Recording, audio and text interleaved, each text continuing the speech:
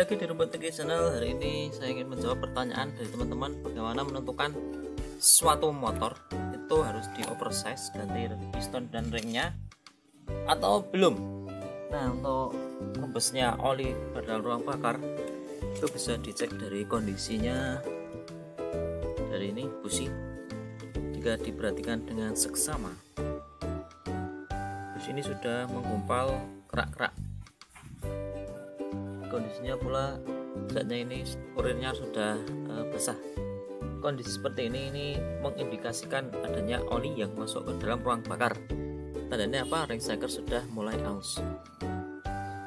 Tapi apakah semua ring shaker yang aus itu perlu diganti? Itu belum tentu, karena pastinya ring shaker itu kan sudah untuk mengisi oli sudah nggak mampu.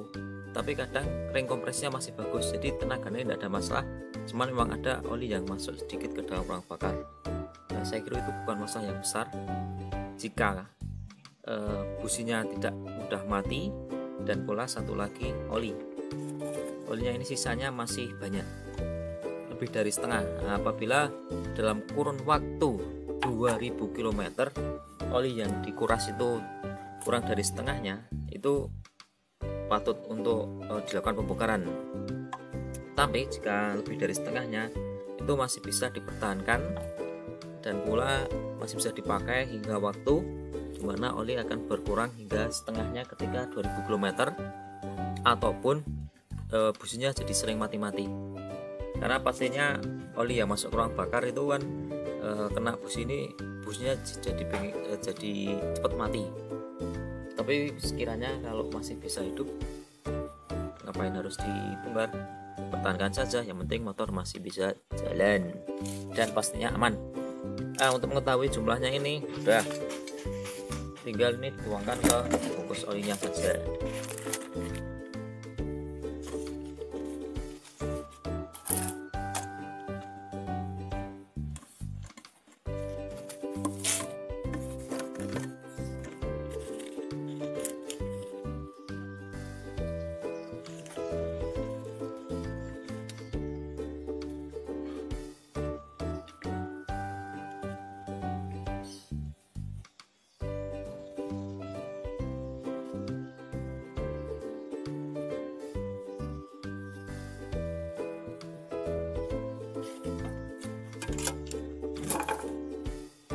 Nah, ini